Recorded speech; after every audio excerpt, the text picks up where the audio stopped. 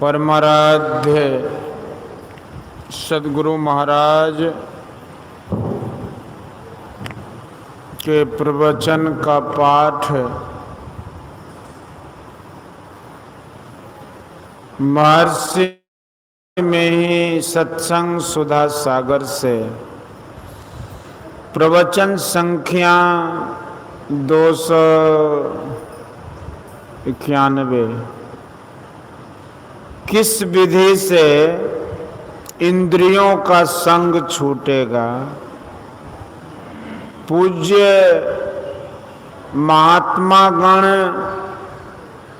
तथा धर्मानुरागिनी प्यारी जनता, मैं यहाँ महात्मा गण को ज्ञान उपदेश करूँगा यह ख्याल कदापि नहीं रखता। उनसे सीखने आता हूँ। जनता में जो विज्ञ हैं उनको क्या कहूँगा, जो जानते हैं उनको याद हो जाएगा और जो कम जानते हैं वे समझ पाएंगे। इस सत्संग में मुख्य बात है ईश्वर की भक्ति। ईश्वर भक्ति के लिए ईश्वर स्वरूप का ज्ञान होना आवश्यक है। जैसे कोई पथिक अपने पहुंचने के स्थान को नहीं जाने, केवल चलता रहे तो हैरान होता रहेगा। इस तरह ईश्वर भक्ति में ईश्वर स्वरूप निर्णय किए बिना जो भक्ति का आरंभ करता है वह भटकता रहता है और हैरान होता रहता है। ईश्वर स्वरूप के लिए थोड़ी सी बात सुनिए। यदि जच जाए तो उसको स्मरण रखिएगा। संसार की वस्तुओं को जानने के लिए पंच ज्ञानेंद्रियां हैं। इनमें से कोई भी एक इंद्रिय ऐसी नहीं कि जिससे संसार के सभी पदार्थों को जाने।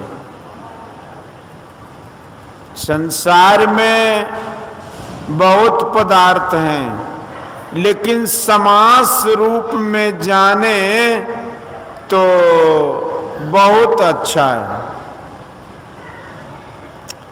एक पदार्थ जिसको दृश्य व रूप कहते हैं, दूसरे को रस व स्वाद कहते हैं, तीसरे पदार्थ को गंध,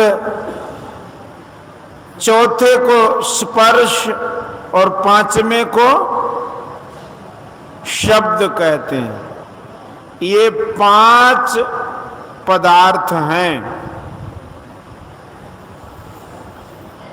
इन्हीं को 5 सूक्ष्म पदार्थ व पंच तन्मात्राएं कहते हैं। ये ही 5 पदार्थ संसार में हैं।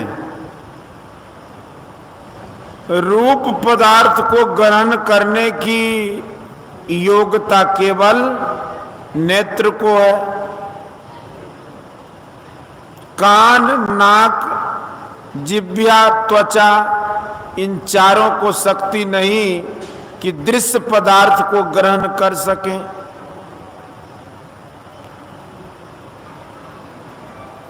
नाक को यह शक्ति नहीं कि गंध के अतिरिक्त किसी विषय को ग्रहण करें। कान की यह शक्ति नहीं कि शब्द के अतिरिक्त किसी विषय को ग्रहण कर सके।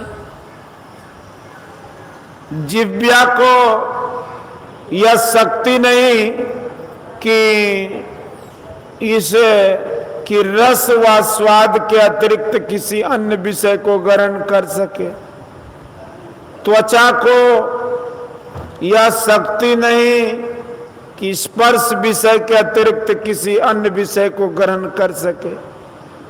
मतलब यह कि एक एक इंद्रिय को एक एक विषय ग्रहण करने की शक्ति है। इन इंद्रियों को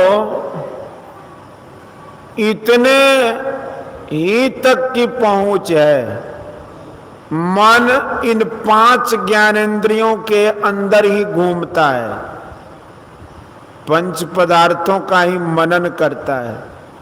बुद्धि भी इन्हीं में घूमती है और इन्हीं को विचारती है।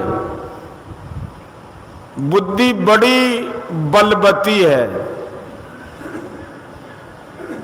पंच पदार्थों के परे भी कुछ पदार्थ है यह सोचती है। वह कहती है कि पंच पदार्थों के परे भी कुछ है। वह कहती है कि जीवात्मा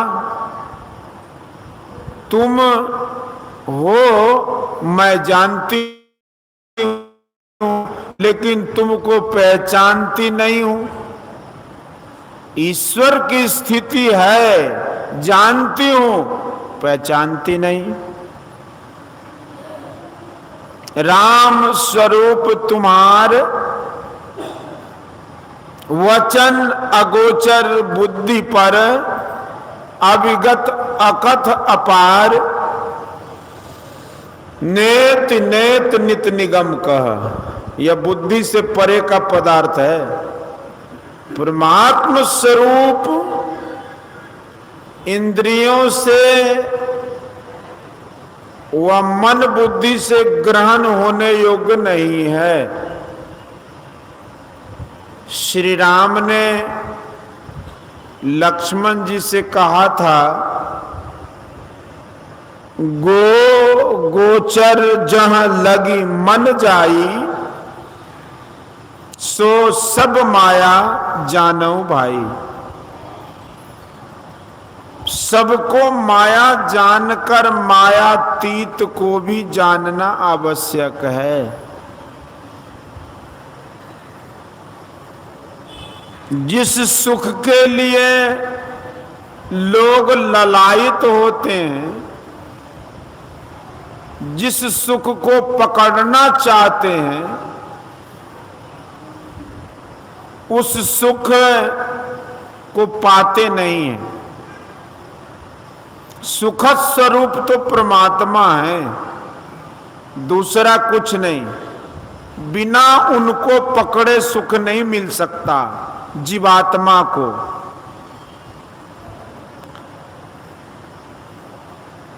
जीवात्मा को कौन जाने? कोई इंद्रिय उसको नहीं जान सकती, बुद्धि भी नहीं जानती।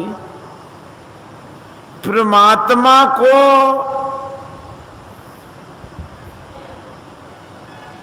भी कौन जाने? शरीर में जो जीवात्मा है, इसमें जो ज्ञान की शक्ति है, उसी से मन बुद्धि और बाहर की इंद्रियों में शक्ति है। असल में इंद्रियों के ज्ञान में जीवात्मा का प्रत्यक्ष ज्ञान नहीं होता। तब क्या जीवात्मा स्वयं को स्वयं से नहीं पहचान सकता? हाँ, जीवात्मा ही अपने को अपने से पहचान सकता है। आत्म आपको आप ही जाने, संत सुंदरदास जी। लेकिन जीवात्मा इंद्रिय ज्ञान में रहकर अपना प्रत्यक्ष ज्ञान नहीं कर सकता। जब अपनी ही पहचान नहीं, तब ईश्वर को क्या पहचाने। जीवात्म भाव में चेतन आत्मा तभी तक है जब तक मन बुद्धि के संग में है। इंद्रियों के संग से हटकर अपने तई में रहकर अपनी पहचान होगी और तभी ईश्वर की भी पहचान होगी। ईश्वर दर्शन ही की लालसा भक्त को बड़ी रहती है। अंतिम ध्येय यही है। जीवात्मा अपने से अपने को, ईश्वर को पहचानेगा, लेकिन शरीर और इंद्रियों का संग छोड़कर, जिस विधि से मन बुद्धि का संग छूटे, इंद्रियों का संग छूटे, अपना आपा जानने में आवे, उनकी जानकारी होनी चाहिए। और इतना अभ्यास हो कि शरीर इंद्रियों का संग छूटे, अपने तई में रहा जाए और ईश्वर की पहचान हो। संतों ने इसकी विधि बतलाई है।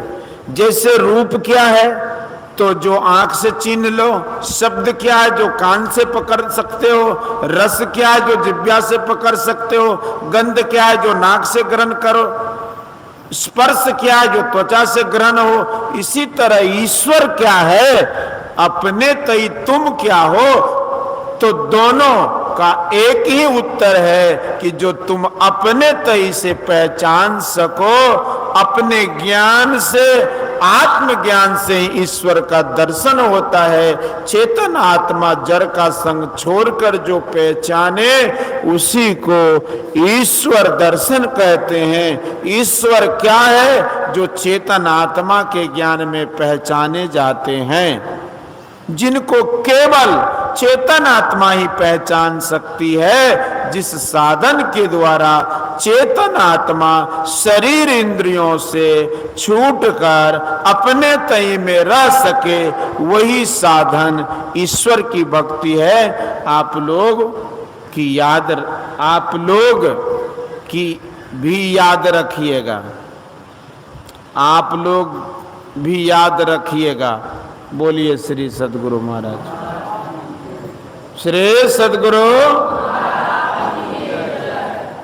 यह प्रवचन उत्तर प्रदेश राज्यांतर्गत 60वां अखिल भारतीय संतमत सत्संग में भारत के महान तीर्थ हरिद्वार में दिनांक 8/6/1968 ईस्वी को रात्रिकालीन सत्संग में हुआ था।